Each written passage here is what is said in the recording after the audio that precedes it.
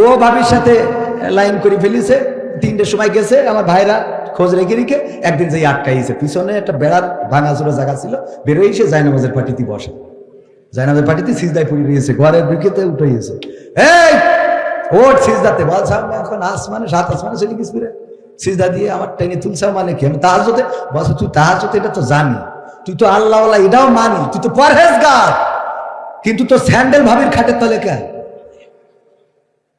কথা বলেননি তো, স্যান্ডেল গুলা ভাবির খাটের তলে কে জানবেন? তাড়াতাড়ি করে দিতে তো স্যান্ডেল দিতে পারি। যারা এই দেশে ধর্ষণ বন্ধ করার কথা, তারা ধর্ষণ বন্ধ করে না, জেনা বন্ধ করার কথা করে না, অথচ ব্যবসা করে। 1971 আমার মা বোনদের ধর্ষণ করা হলো, জেনা করা হলো, মা বোনদের ক্ষতি করা হলো, তাদের ইজ্জত নিয়ে ছিনিমিনি খেলা হলো, অথচ কার্যকারী পদক্ষেপ নেওয়া হয় নাই। আল্লাহ রাব্বুল আলামিন কার্যকারী পদক্ষেপ নেওয়ার জন্য কোরআন দিয়েছেন।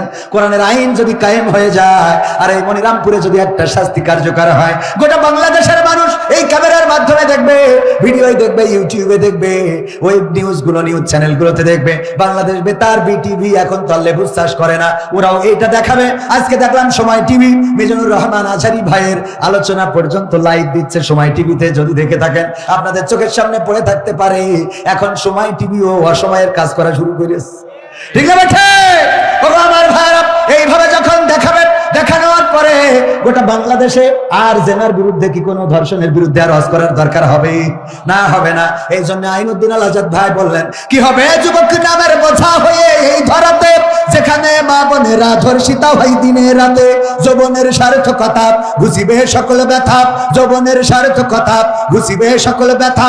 পারে যদি বলি দিতে মানুষ রূপী পশুটাকে, পারে যদি বলি দিতে মানুষ রূপী পশুটাকে, কি হবে বেঁচে থেকে অযথা বিদ্যা শিখে, যদি না গড়তে পারি শোষণবিহীন সমাজটাকে, কি হবে বেঁচে থেকে? কি হবে লেখালেখি কলমবাজির ওয়াইবাহ, সমাজের আসল চিত্র যদি না যাই তুলে ধরা। সাংবাদিকরা সব কথা কি তুলে ধরে? না, তুলে ধরে না, সব কথা প্রচার করে না। হলুদ সাংবাদিকতা আছে না নাই? হলুদ সাংবাদিকরা এই বাংলাদেশের ব্যাপারেও ভুলভাল নিউজ দাদাদের দেশে প্রচার করেছে। ভুলভাল নিউজ প্রচার করার কারণে ওই দাদার দেশে হিন্দুদেরকে খেপিয়ে তুলেছিল। তারা বর্ডারে এসে ঝামেলা করছিল যে যাবো যাবো বাংলাদেশে যাবো, চলো চলো ঢাকা চলো, বলেছে না বলে নাই? ওই দেশের মিডিয়ায় দেখানো হয়েছে হিন্দুদেরকে নাকি তার মাথা কাটা হচ্ছে। এই মাথা না, অন্য মাথা। আসলে কি কাটা হচ্ছে? না, কাটা হচ্ছে না। প্রচার করতে থাকলো। আল্লাহ রাব্বুল আলামিন, আল্লাহ রাব্বুল আলামিন তাদের মুখোশ উন্মোচন করে দিয়েছেন। এখন সেই দাদার দেশ, তারা আমাদের বিজিবির কাছে নিজেরাই এখন মাথা নত করে। বলেন ঠিক না বেঠি? এখন চোখে চোখ রেখে কথা হয়, ঠিক না বেঠি? এখন চোখে চোখ রেখে কথা হয়। এখন আর অত তোষামত করা হয় না, করা হবেও না। চাঁপাইনবাবগঞ্জে যখন বেড়া তুলতে গেল, ওখানে উল্টো পাল্টা কাজ যখন করতে গেল, আমার চাঁপাইনবাবগঞ্জের জনগণ বড় বড় ছুরি নিয়ে এসে দাঁড়াইলো। আইসেও দেখা হবে, মুরব্বীরা পর্যন্ত ছুটে জাতি লেগলো। বিজিবি থামাইছে, চোখে পড়েছ না পড়ে নাই, ছুটে চলে যায়। বলে খাই ভাই ভালো আজকে সব। আমরা বললাম তোমরা যারা প্রচার করেছ, তোমাদের মাথা না কাটলে, এই দেশে হিন্দুরা মাথা না কাটলে বাস করতে দেওয়া হচ্ছে না। আমাদের দেশে এমন কিছু ঘটে নাই। তবে এটা সত্য, তোমরা যারা বলছো চলো চলো ঢাকা চলো, আইসো, আমরাও তার কাটার বেড়ার কাছে ছুরি নিয়ে বসে থাকলাম। আসপা কাটবো, তারপর ঢুকাবো। ঠিক আছে তো? এত সোজা না। জিজ্ঞেস করবো, দাদা কেটে এসেছেন নাকি গিয়ে কাটবেন? হ্যাঁ, মনে থাকবে? কারণ এই দেশ রক্ত দিয়ে এনেছি, জীবন দিয়ে এনেছি। এই দেশে দাদাদের প্রভুত্ব মেনে নেব না। প্রতিবেশী প্রতিবেশীর মতো থাকতে হবে, সম্পর্ক হবে সমানে সমান। তোমরা ট্রানজিট চাইলে আমাদের ট্রানজিট দিতে হবে। তোমরা ট্রেন চালাবো আমাদের বুকের উপর দিয়ে, আমাদের ট্রেনও তোমাদের বুকের উপর দিয়ে চালাতে দিতে হবে। তোমরা এত সোজা, এত সস্তা মনে করো না। এই দেশ রক্ত দিয়ে এনেছি, রক্ত দিয়ে দেশের মানচিত্র রক্ষা করব আমরা। এই দেশে ইতিপূর্বে যেটা ঘটেছে, ওই দেশের প্রেসক্রিপশন আর এই দেশের ডাক্তার, এটা আর চলবে না।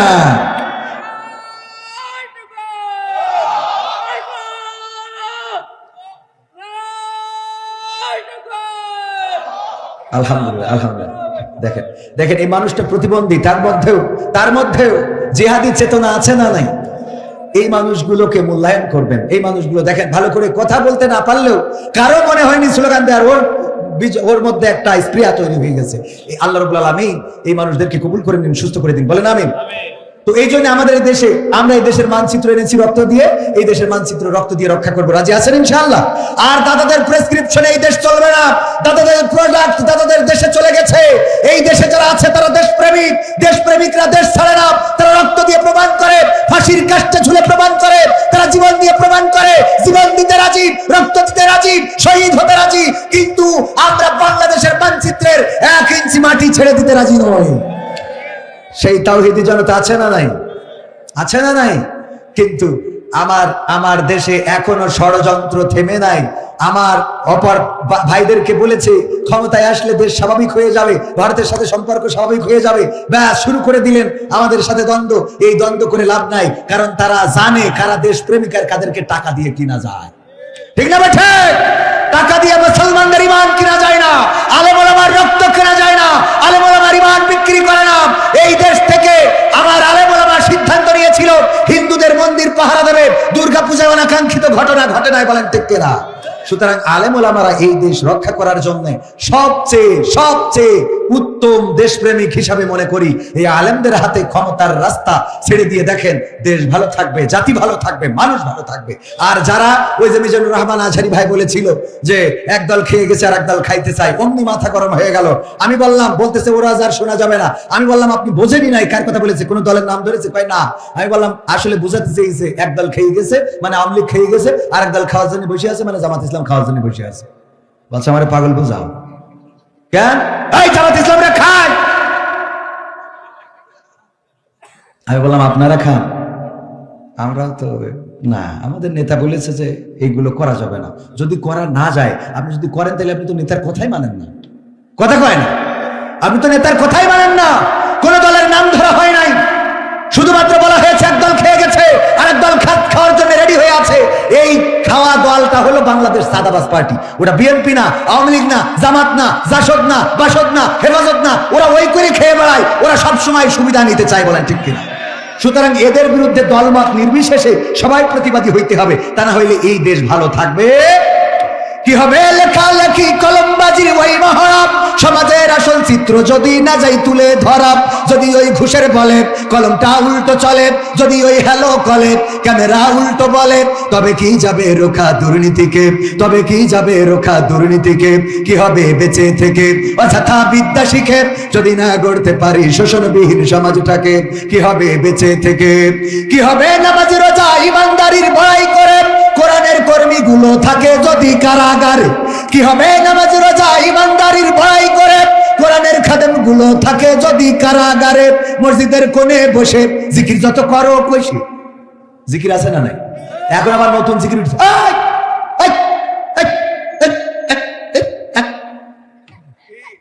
আছে না নাই? এমন জিকির শয়তান ওই জিকির দেখি কয় আমি এ দেশ থেকে চলে গেলাম, তোরা থাক। ঠিক না ঠিক? মসজিদের কোণে বসে জিকির যত করো কষে, এভাবে যায় না পাওয়া আল্লাহকে, এভাবে যায় না পাওয়া আল্লাহকে।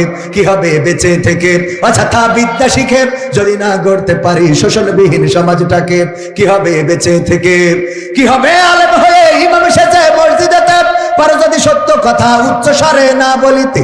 কি হবে আলেম হয়ে ইমাম সেজে সমাজেতে পারো যদি সত্য কথা উচ্চ স্বরে না বলিতে? সাক্রিফাই করো যদি ছেড়ে দাও ইমামতি, সাক্রিফাই করো যদি ছেড়ে দাও এই না গদি। কি হবে ধোঁকা দিয়ে আল্লাহকে, কি হবে ধোঁকা দিয়ে আল্লাহকে? কি হবে বেঁচে থেকে অযথা বিদ্যা শিখে যদি না গড়তে পারি শোষণবিহীন সমাজটাকে? কি হবে বেঁচে থেকে? কি হবে নেতা হয়ে জনবলে ঘাড় ফুলিয়ে দড়া টানা গরম দেখে যদি থাকো ঘরে শুয়ে? এমন নেতা আছে না নাই? কি বললো? খেলা হবে, পালাবো না, পালাবো না, প্রয়োজন হলে ফখরুলের বাসায় গিয়ে উঠবো। বলেছে না বলে নাই? গেছে ফখরুলের বাসায়? গেছে? তাহলে পালাবো না বলে পালাই গেল, কথার সাথে কাজের মিল থাকলো? কি হবে? কি হবে নেতা হয়ে জনবলে ঘাড় ফুলিয়ে রাজপথ গরম দেখে যদি থাকো ঘরে শুয়ে, এর চেয়ে সেজে গুজে ভিলেনের সঠিক পোজে, এর চেয়ে সেজে গুজে ভিলেনের সঠিক পোজে, দিয়ে দাও অভিনয়ে দিব জীবনটাকে, দিয়ে দাও অভিনয়ে জীবনটাকে। কি হবে বেঁচে থেকে অযথা বিদ্যা শিখে যদি না গড়তে পারি শোষণবিহীন সমাজটাকে? কি হবে বেঁচে থেকে? কি হবে পুরুষ হয়ে জন্ম নিয়ে বাংলাদেশে যদি যাই ক্ষমতাটা ঘুরে ফিরে নারীর হাতে? কি হবে পুরুষ হয়ে জন্ম নিয়ে এই দেশেতে যদি যাই ক্ষমতাটা ঘুরে ফিরে নারীর হাতে? কি বা জবাব দেবে, কিভাবে মুখ দেখাবে, কি বা জবাব দেবে, কিভাবে মুখ দেখাবে আমাদের আগামী সেই প্রজন্মকে, তোমাদের আগামী সেই প্রজন্মকে? কি হবে বেঁচে থেকে অযথা বিদ্যা শিখে যদি না গড়তে পারি শোষণবিহীন সমাজটাকে? কি হবে বেঁচে থেকে? কি হবে, কি হবে আকাশ ছোঁয়া বিলাসবহুল বাড়ি গাড়ি না খেয়ে কত মানুষ পরপারে দিচ্ছে পাড়ি? কি হবে আকাশ ছোঁয়া বিলাসবহুল বাড়ি গাড়ি না খেয়ে কত মানুষ পরপারে দিচ্ছে পাড়ি? আজরাইল আসবে যবে মাটিতেই পড়ে রবে, আজরাইল আসবে যবে মাটিতেই পড়ে রবে, কোনো কাজে লাগবে না ওই প্রাসাদটাকে, কোনো কাজে লাগবে না ওই প্রাসাদটাকে। কি হবে বেঁচে থেকে অযথা বিদ্যা শিখে যদি না গড়তে পারি শোষণবিহীন সমাজটাকে? কি হবে বেঁচে থেকে? এই সমাজ আওয়ামী লীগেরাও চাই, বিএনপিরাও চাই, এই সমাজ জামাতও চাই, জাসদ চাই, বাসদ চাই। কোন দল চাই নাই যে এই দেশে বৈষম্য থাকবে, কোন দল চাই নাই এই দেশে শোষণ হবে। পাকিস্তানিরা শোষণ করত, তারা আমাদের উপরে জুলুম করত, আমাদেরকে মারতো ধরতো বলেই 1971 আমরা স্বাধীনতা যুদ্ধ করলাম। আর স্বাধীনতা যুদ্ধ করে একটা শোষণ মুক্ত সমাজ গড়তে চাইলাম। 1971 থেকে 75 যে ক্ষমতায় আসলো সে শোষণ মুক্ত করলো না। তারপরে এরশাদ আসলো, জিয়াউর রহমান আসলো, না শোষণ মুক্ত হলো না। এরপরে এরশাদ আসলো, না শোষণ মুক্ত হলো না। খালেদা জিয়া আসলো, না শোষণ মুক্ত হলো না। আবার শেখ হাসিনা আসলো, তাও হলো না। তারপরে আবার খালেদা জিয়া জামাত ইসলাম সহ আসলো, তাও হলো না। এরপরে আবার শেখ হাসিনা আসলো, 16টা বছর, 15.5-16 বছর ক্ষমতা ধরে থাকলো, তাও শোষণ মুক্ত হলো না। এখনো কি শোষণ মুক্ত হয়েছে নাকি? শোষণ মুক্ত ততদিন হবে না।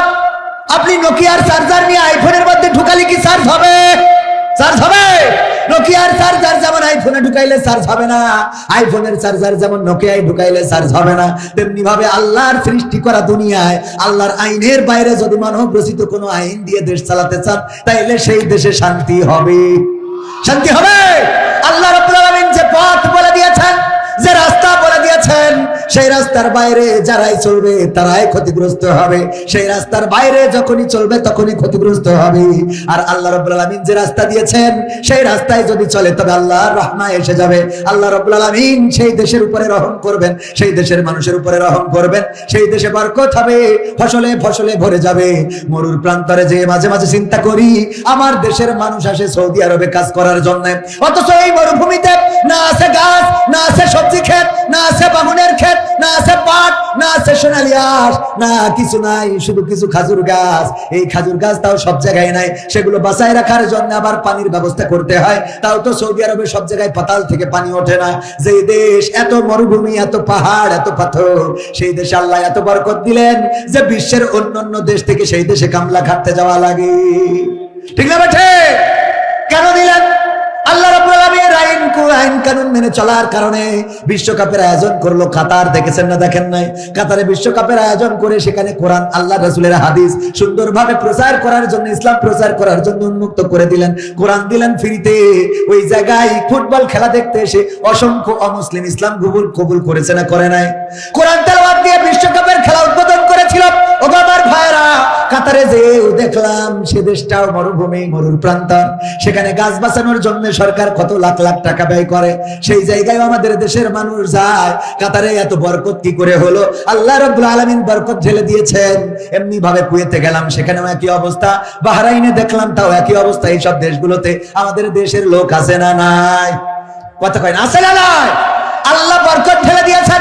আল্লাহ বরকত তখনই দেবেন, দেখবেন একজন মসজিদের ইমাম 5,000 টাকা 10,000 টাকা বেতন পায়, সেই বেতনে তার সংসার চলে যায়। অথচ ঘুষ খেয়ে, সুদ খেয়ে কত লাখ লাখ টাকা ইনকাম করে, সেই টাকায় বরকত হয় না। আজকে মাগরিবের নামাজ পড়ার পরে আমাদের একজন ভাই আমাকে নামাজ শেষে বলল, ভাই আগে আমি মাছ চুরি করতাম, বিল থেকে মাছ চুরি করে বিক্রি করতাম, এইগুলো বিভিন্ন ভাবে টাকা জমা করার পরে আমি দেখলাম আমার গোয়ালের গরু মারা গেল। আমি এক সিজনে মাজা বিক্রি করলাম, 1 লাখ টাকাও হয় নাই, 2 লাখ টাকার গরু গোয়াল থেকে মারা গেল আজকে মাগরিবের কথা। আল্লাহি আল্লাহর কসম করে বলছি, তিনি যদি এই ওয়াজ শোনেন তাইলে বুঝবে যে তার ওয়াজটা আমি করেছি।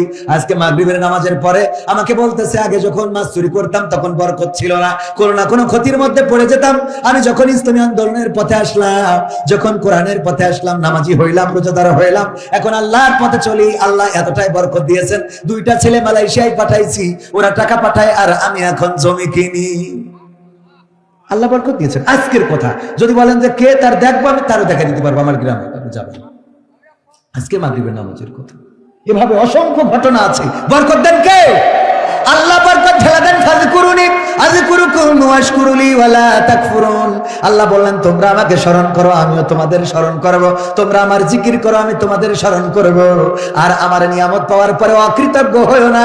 আল্লাহর নিয়ামত পাওয়ার পরে যারা শুকরিয়া আদায় করে, আল্লাহ রাব্বুল আলামিন নিয়ামত বাড়িয়ে দেন। আলোচনা যেটা করছিলাম, আল্লাহর জমিন যিনি সৃষ্টি করেছেন তিনি কিছু নিয়ম কানুন বলে দিয়েছেন, সেই নিয়মের বাইরে চললে শান্তি আসবে না। সেই নিয়মে যদি চলতে হয়, এই আল্লাহর জমিন, আল্লাহর দিন, আল্লাহর কোরআন কায়েম করার দরকার আছে না নাই? আল্লাহর কোরআন যদি কায়েম হয়ে যায়, চোর চুরি করলে হাত কেটে দেওয়া। আমি কবির বিন সামাদেশে যদি কাটা হাত দিয়ে ওয়াজ করতাম, ভাইয়েরা চুরি করা যাবে না। আপনারা বলতেন হুজুর আপনার হাতের এই অবস্থা কেন? আমি বলতাম আখমাড়াই করতে যেয়ে হাতটা চলে গিয়েছিল মেশিনের মধ্যে, আর ডাক্তার কেটে দিয়েছিল সদর আড়াইশো বেড থেকে। আপনারা বলবেন হুজুর যাই বলেন তাই বলেন, আপনি কিন্তু এককালে চোর ছিলেন, এত লুকায় নেওয়ার কোনো দরকার নাই। ঠিক না বেঠে? এক হাত কাটলে সব ভালো হয়ে যাবে। ও আমার ভাইয়েরা, যদি কেউ চিন্তাই করে তাইলে এক পাশের হাত অপর পাশের পা কেটে দাও। আল্লাহর কোরআনের এই আইন যদি কায়েম হয়ে যায়, ওয়াজ করে বলা লাগবে না। সংসদ থেকে এই আইন যখন কায়েম হয়ে যাবে, ছিনতাইকারীদের যখন হাত পা কাটা হবে, তখন এই বাংলাদেশে আর গরু পাহারা দেওয়ার জন্য গোয়াল ঘরে, ওই গোয়াল ঘরে তালা লাগানো লাগবে না, লাইট জ্বালানো লাগবে না, সিসি ক্যামেরা লাগানো লাগবে না। রাস্তায় রাস্তায় বাঁশ ফেলে দিয়ে পাহারা দেওয়ার দরকার কি হবে? না, দরকার হবে না। এই জন্য আল্লাহর জমিন, আল্লাহর দিন কায়েমের দরকার আছে না নাই? আর আল্লাহর দিন কায়েমের বিরোধিতা করে তারা। আমি পবিত্র কোরআনের সূরা 2 নম্বর সূরা আল বাকারার 8 নম্বর আয়াত তেলাওয়াত করেছিলাম। মিনান নাসি মাইয়াকুলু আমান্না বিল্লাহি ওয়া বিল ইয়াউমিল আখির ওয়া মা হুম বিমুমিনিন। আমার আল্লাহ বলছেন, মানুষের মধ্যে এমন কতগুলো লোক আছে যারা বলে আমরা আল্লাহতে ঈমান এনেছি, আমরা পরকালে বিশ্বাস পোষণ করি, কিন্তু আমার আল্লাহ বলছে ওগো নবী শুনে নাও, ওরা আল্লাহকে বিশ্বাস করে না, ওরা পরকালে ঈমান আনে নাই। আসলে ওরা ঈমানই আনে নাই, আসলে ওরা ঈমানই আনে নাই। কথাটা কার? আল্লাহর কথা সত্য না মানুষের কথা সত্য? কার কথা সত্য? আল্লাহ বলছে ওরা ঈমান আনে নাই। এই সংখ্যা এখনো সমাজে আছে না নাই? এখনো সমাজে আছে। ওগো আমার ভাইরা, ওই যারা আছে তারা বলে আল্লাহর পরে আমাদের ঈমান আছে, রাসূলের পরে ঈমান আছে, অথচ যখন বলা হয় আল্লাহর কোরআন কায়েম করা হবে, তখন বলে কোরআনের সাথে রাজনীতির কোনো সম্পর্ক নেই। এই বলার লোক আছে না নাই? বলে কোরআনের সাথে কোনো রাজনীতির সম্পর্ক নেই। আমরা বলি মানলাম, তোমার কথা মেনে নিলাম, তবে কথা হলো কোরআন থেকে এটা বুঝাই দিতে হবে। কি থেকে? আপনাদের কষ্ট হচ্ছে? 2 একজনের মনে হয় পিসাব টিসাব লাগতেছে, নাকি শয়তানে চুলকাচ্ছে? ইয়া আইয়ুহাল্লাযীনা আমানু দুখুলু ফিস সিলমি কাফা ওয়া লা তাত্তাবিউ খুতুওয়াতিশ শাইতান ইন্নাহু লাকুম আদুউম মুবিন। আল্লাহ বলছেন যে তোমরা ইসলামের মধ্যে পরিপূর্ণভাবে দাখিল হয়ে যাও, শয়তানের পদাঙ্ক অনুসরণ করো না। কারণ কি? সে তোমাদের প্রকাশ্য দুশমন। এখানে বসে থাকলে খুশি হন কে আর বেজার হন কে? বসে থেকে যারা উঠে যাচ্ছেন তারা শয়তানকে বেজার করতেছেন, তার মানে আপনারা শয়তানের পক্ষের লোক। ঠিক না বেঠিক? কারণ আপনি জান্নাতের বাগান থেকে যদি উঠে যান, 2 একজন, খুব বেশি না 2 একজন, আমার কথা হলো এই 2 একজন উঠবেন কেন? এই মাহফিল তো প্রতিদিন হয় না, হয় 2 একটা কথা আপনাদের যে শোনাতে পারছি, আপনারা শুনছেন, এটা আপনাদের কাজে লাগবে। সুমন প্রতিবন্ধী সাহায্যের জন্য আবেদন করেছে, ও যে তাকবীর দিছিল একটু প্রতিবন্ধী সাহায্যের জন্য আবেদন করেছে, আপনারা চেষ্টা করবেন। বাংলাদেশের প্রধানমন্ত্রী দেশে ফিরছেন, সমন্বয়করা পালাচ্ছে, এমন খবর আমরা শুনছি। এটা নিয়ে আপনার প্রতিক্রিয়া কি? আমার প্রতিক্রিয়া কি? আমার বাস খাতি হবে। ঠিক না বেঠিক? যদি সাবেক প্রধানমন্ত্রী দেশে ফিরে আসে আর ক্ষমতার মসনদে বসে, তো আগে যেগুলো অন্তত একটু সাইড সাইড দিয়ে রাখিছিল, এবার সেগুলোর কোনো ছাড় হবে না, সব ধরা হবে। ঠিক না বেঠিক? সদ্ধারা হবে না? হবে না। তবে এত হতাশ হওয়ার কিছু নাই। জুলুম যখন মাত্রাতিরিক্ত হয়ে যায় তখন জালিমের পতন হয়ে যায়। ফিরাউনের পতন হয়েছে, নমরুদের পতন হয়েছে, আবু জাহেলের পতন হয়েছে, আবু লাহাবের পতন হয়েছে, কারুনের পতন হয়েছে, আব্রাহার পতন হয়েছে। তাদের রাস্তা ধরে যাদের পতন হয়েছে ওদের আর বাংলাদেশে ফিরে আসার সুযোগ নাই।